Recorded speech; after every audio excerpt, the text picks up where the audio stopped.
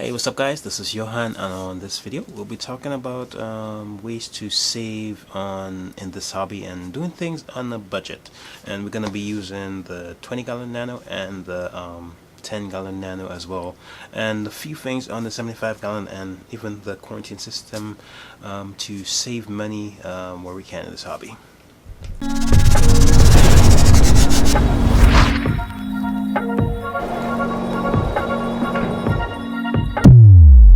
Alright guys, so before we start this video, I want to give you guys a quick little disclaimer. I am getting over a cold, or still going for a cold, so my voice is sounding a little bit nasally / deeper than it usually does. I just have been having a sore throat and having a cold because I've been working so much and working in the rain.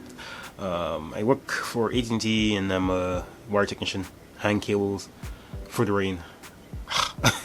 Anyways, let's get into the video. Alright guys, so one of the things about this hobby that does kind of irk me or irritate me is that everything is so expensive. At least the good stuff are expensive. All the good stuff start at about $250. There are some good things that are about the $200 mark. There's a few things that you could get away with like under about $100, but there are some other ways you can actually navigate this expensive hobby to get a few different things cheaper. Now, it's not a complaint. I'm not complaining that everything is expensive, because there are other hobbies, like my second hobby is or my first hobby before the reef stuff is building computers, and those get expensive, especially the computers I like with 1, 2, 3 monitors and then some more. Those get expensive. It was my original hobby, building computers and design and stuff. So I do understand that most hobbies do cost money. Even like if you're into like cars, that's a more expensive hobby.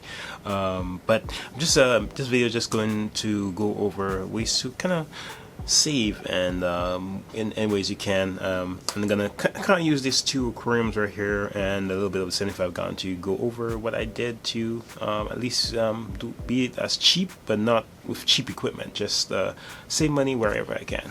So let's start off with what did it cost me to set up the 20-gallon nano.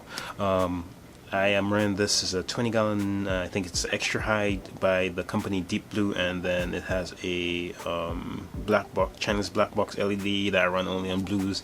It does have a white channel, but I don't want to run the white channel because it does kind of offset the look that I'm trying to have for this aquarium. The light, that was $100, the Chinese black box. Then the glass itself, that was actually $60. So I saved money kind of by buying this light, and it's been going awesome. I actually have two of them, one right here over the quarantine, which I don't really use, and then one right there for the that actually lights the aquarium. So for that 20-gallon, that's already $100 in. Now the glass tank, that's $60, so that's about $160 so far. And this tank, I think it's about $180 to $200, depends on where you go. But I got it as a display model, and there's a tiny scratch, a few little tiny scratches right there, which you can barely see unless you're like this close to the tank. Then you'll see it, but for the most part, you don't really see it when you're sitting back and enjoying the system. So it was, like I said, it was a display model, had a few scratches on it, so I got it basically at half the price, $180, $60. That's not right. a little more than 50% actually. Now I think about it, more than 50% discount because it was a display model.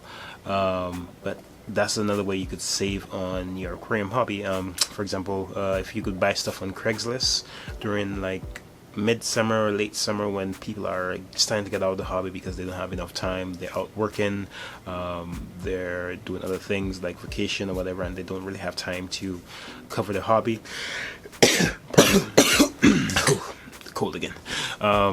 So yeah, they're probably getting out of the hobby because they don't have any more time for it, so they're usually selling the system, and some people are usually selling the entire system as a bulk, and it might be a little bit pricey. For example, I've seen a few ads on Craigslist for a a 10-foot 300-gallon tank for about $4,000. Now that sounds like a lot of money, but for a 10-foot 300-gallon tank, $4,000, and all the equipment, the rock and fish, that's actually pretty good.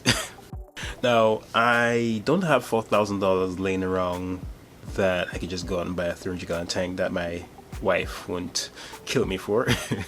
But if I did have the extra money laying around that I didn't have to take care of like bills and whatever, then I could just go out and buy a 300-gallon system for $4,000. That's actually pretty good. Tank, stand, fish, rock, all the. That's actually a pretty good price. If you guys in Atlanta, go for Craigslist and look for just stuff that's in there. And the next thing we're going to go over, the next costly thing is actually the rock in the system. On the Chinese black box light, even though it was $100, I still feel like for price to what you get, it's kind of almost equivalent. I feel like maybe I probably lost like maybe $5 or $6 in that Chinese black box light. But for $100, I don't get any controllability, but you know, it's still for what it is. It's gross coral, that's good enough.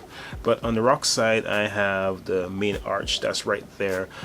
That's about, I think I paid $110 for 8 pounds, and I think that was the Carib Sea designer rock, the ones that's in a bunch of arches. I can't remember the exact name, so I will put it right here.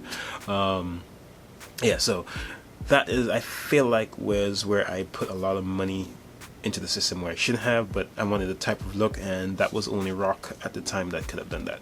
Now the next rock is Pucani, so it was about $2 a pound for a dry Pucani rock. So I got like maybe 3 pounds out of that, so it's like $6-7. Not too bad. Pardon me again, cold. So not so bad on the Pucani rock. So I feel like the place I spent the most, I say, unreasonable amount of money was the actual rock. And besides that, I just had some extra leftover sand from the 75-gallon that I put in there, and then wait for like a little while, then this challenge started and whatever. So the system in all cost me just under $250. I put the actual price, so just under $250 for the system. I could have gotten a lot cheaper if I didn't get $280. Now that I think about it, wrong prices, I put it there. But besides that rock, I feel like the system could have been an extreme budget system. So $100, $160, and then $167, $8, and probably a few different rocks. So say $110 I could have had this entire system for. The next thing that I have on the system that actually is to run the system, it's the right there, the hang-on back filter. That was about, I think, $34 to $48. You can find them different places. A Coral Life all-in-one type of hang-on back filter where it has a protein skimmer, and it's like any hang-on back filter. It sucks the water in and then it goes into a little protein skimmer section. I'll link a video, I think the cards come right here, to where I've did an unboxing review and an update. I'll put those in the cards right there.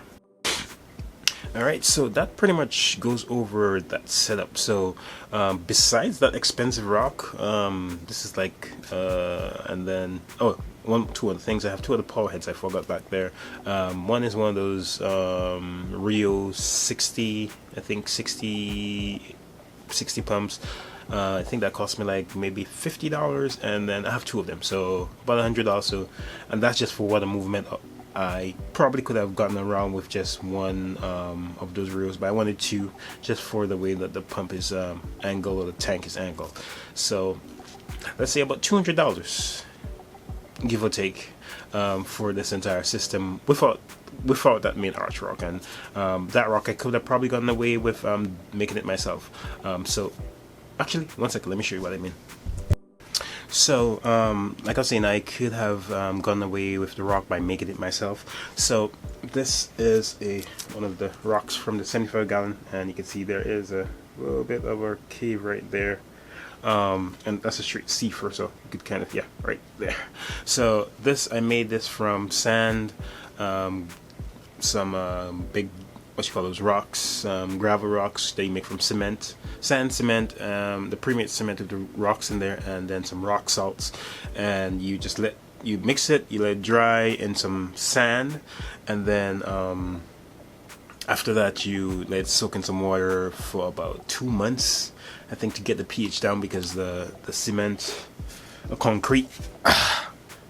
This is another piece. This was actual tea, but the thing broke off. I had some pipe in here just to make a tea. So you could definitely save money by making this rock. I mean, if you guys want to see how I made this rock, I could make a video of how I make one of these. But that's one way. Now I got dirt all over me. But that's one way you could actually save money on the rock. A lot of DIY stuff. That's where this tank is gonna come into. Doing a lot of DIY stuff actually saves you a lot of money.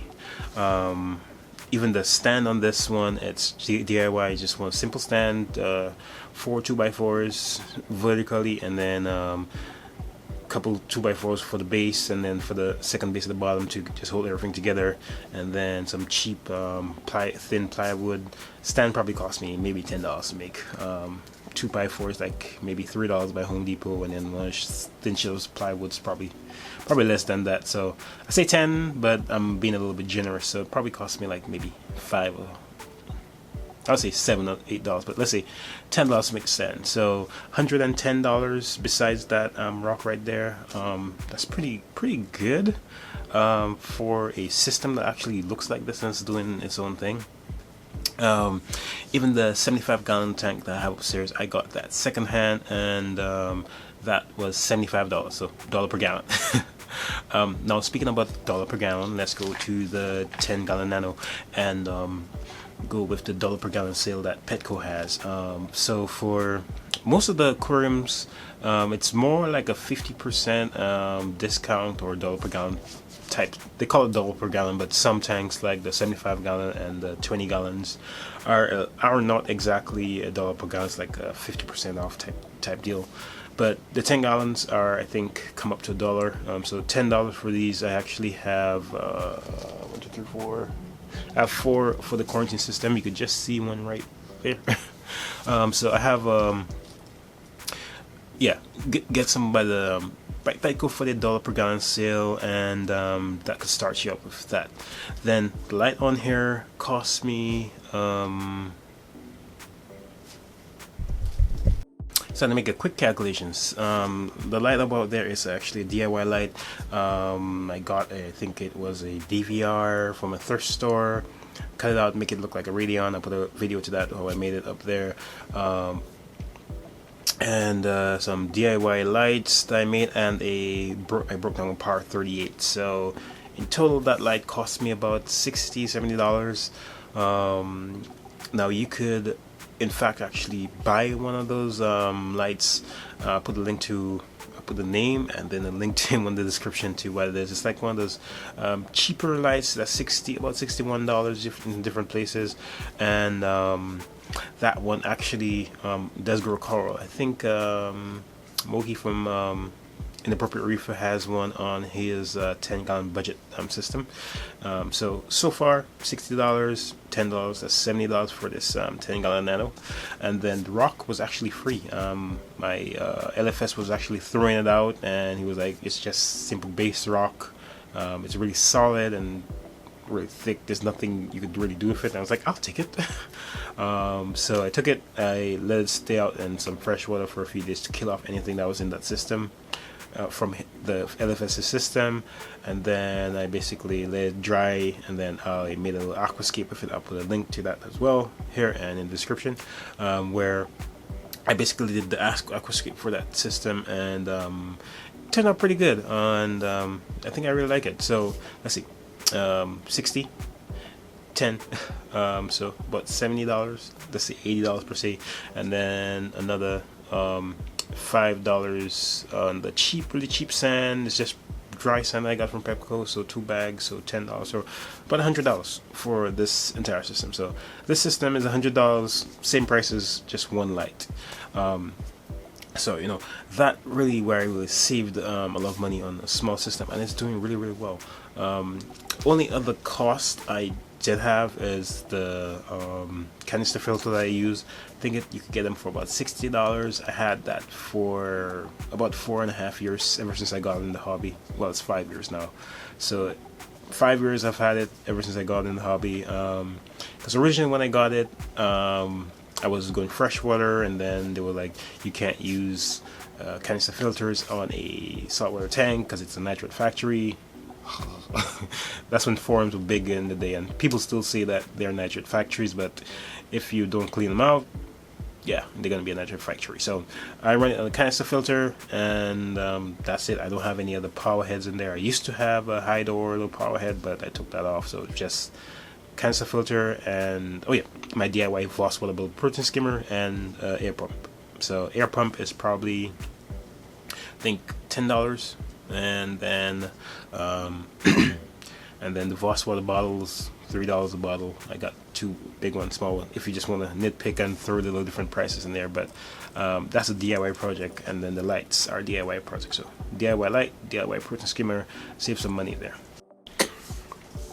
Alright guys, so just using these two tanks, you could see how we could save money by buying stuff either on discounts, or maybe buying something used.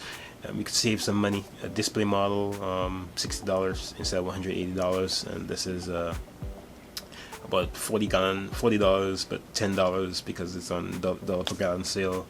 $100 light, even though I did get this one right here for about $50, almost discounted because I had a coupon. DIY light, you could save money doing things DIY, buying things secondhand, and getting things on discounted, or even if a coupon or something. Now there are different drawbacks to getting things cheap.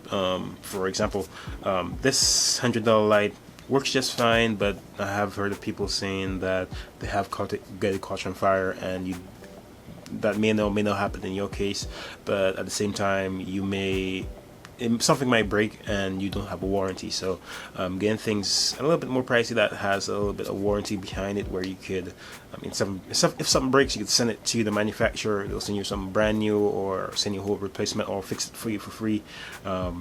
That's one thing you do lose when you start doing things on a budget. This tank, even though it's a display model, I don't think I'll have any warranty on it, and I don't think many companies do warranties on their tanks. It's mainly for custom aquarium builders that usually do warranties and stuff like that on their aquariums, and that's mainly for leaks or anything like that. Another thing you do lose when you go for some budget things, you lose quality and craftsmanship. For example, one of the protein skimmers I am planning on getting for the new build I'm setting up is the NIOS 220 for 180 gallon tank. Those look really nice. I've touched one of them. I've actually gotten to handle one of them, and they feel so sexy. The acrylics are actually really thick, and they look really nice, really heavy. They feel really well built, and I don't even need to go that expensive, but it's just something I've always wanted. But I could even go from Reef Octopus and a few of the different companies that have the different protein skimmers that are still built really relatively well, and for the price you still get all the warranties and backends that you get. But I just personally wanted that NIOS 220 just for the aesthetics of the sexiness.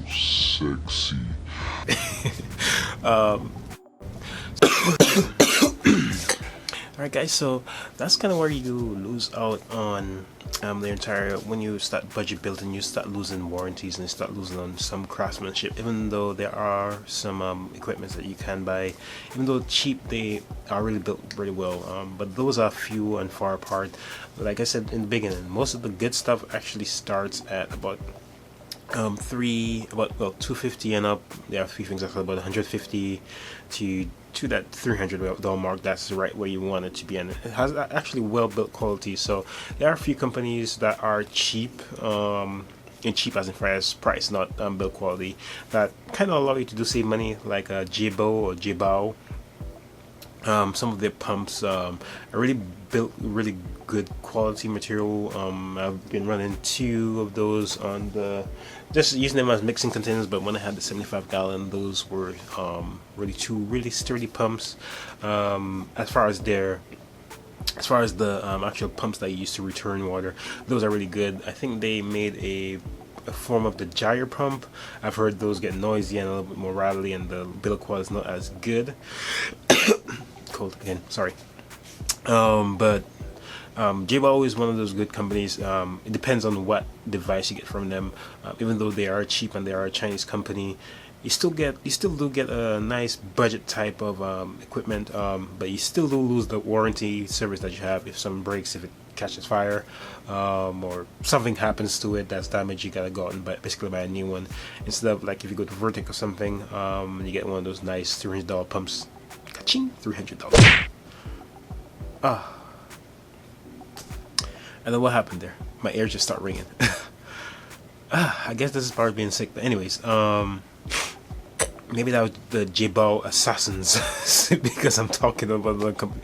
But yeah, or Vertic, because I'm talking about prices. But yeah, so Vertic pumps are about like $300 for one of those little nice pumps. They are good, and you get a warranty on them. But you know, that's what I'm saying. Anyway, from $150 to that $300 mark, that's where the good stuff is. When you go beyond that, that's like really pricey, out of the way stuff. And that's when you start getting to that sexy Nios body, right? It's a little bit more pricey, but I mean, it looks sexy for the price. So yeah, that's kind of where you lose prices. But so far, I've mainly been talking about a nano system. And that's kind of where you kind of save money. So I think my next video I may do is, should you get a nano system? And I would say yes, but we'll go for the next video and I'll describe it some more. So I've mainly been talking over this about nano systems.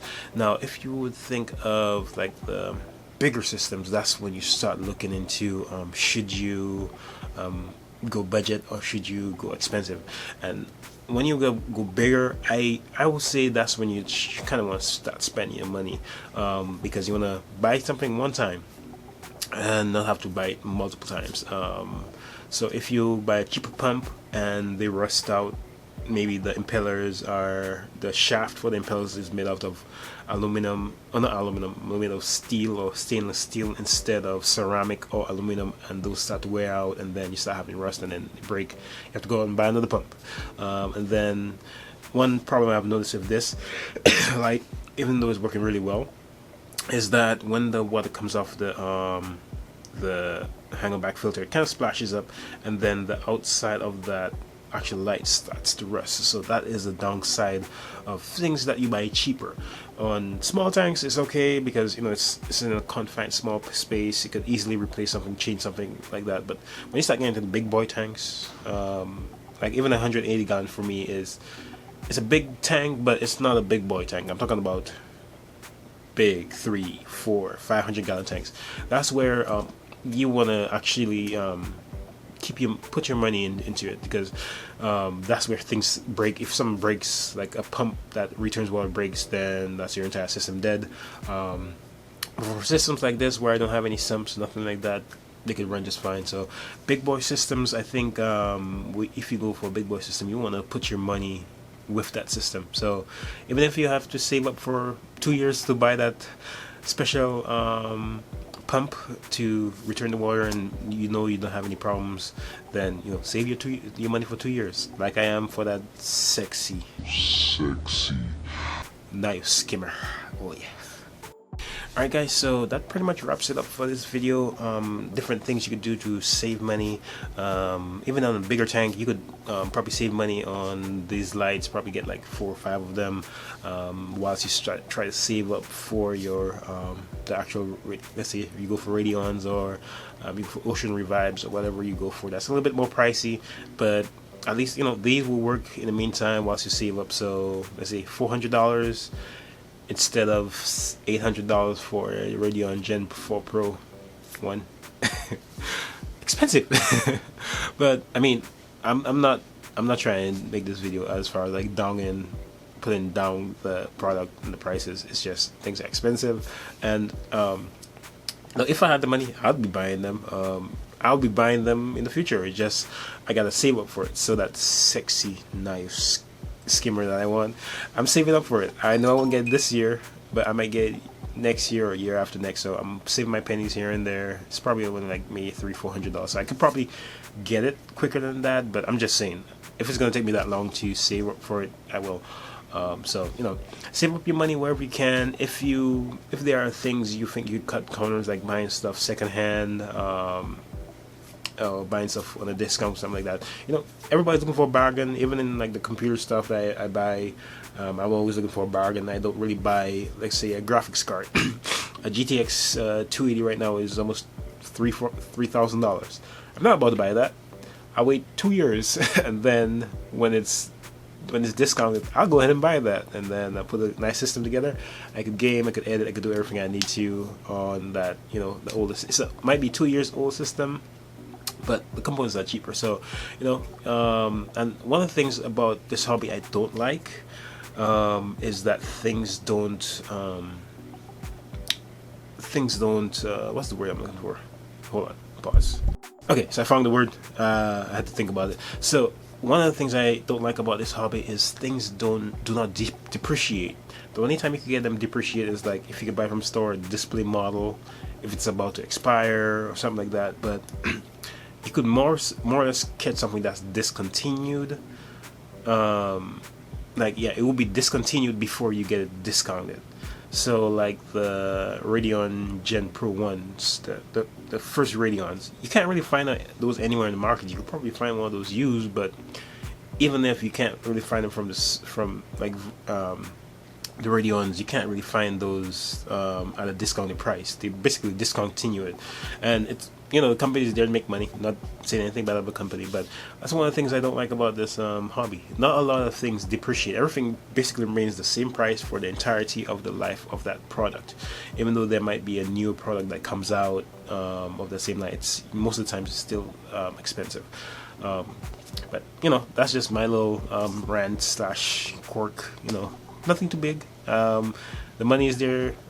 If the money was there, I would be spending it as well. But I gotta save money wherever I can. Other things to pay for. Alright guys, so that pretty much wraps it up for this video. Trying to navigate your way in this expensive hobby, trying to budget as much as we can. Now I say expensive, but that's just expensive to us, just us in this hobby. There are some more hobbies, like I mentioned, cars, $10,000 for engine. Or my other hobby, building computers, $3,000 for a graphics card. Different things that or $800 for a monitor. But different things that trying to navigate our way in this hobby, trying to see how you could save money here and there. Comment down below, let me know what you guys think about just trying to save money here and there. Saving money is not really a bad thing, but anything I touched on, I missed, or I didn't point out in this video, guys, comment down below. I like it when you guys give a lot of interaction down below. I love to see the comments going through below. Anyways guys, I'll catch you in the next one. If you have not subscribed yet, go ahead and hit that subscribe button, and also remember to hit that like button. Catch you guys in the next one.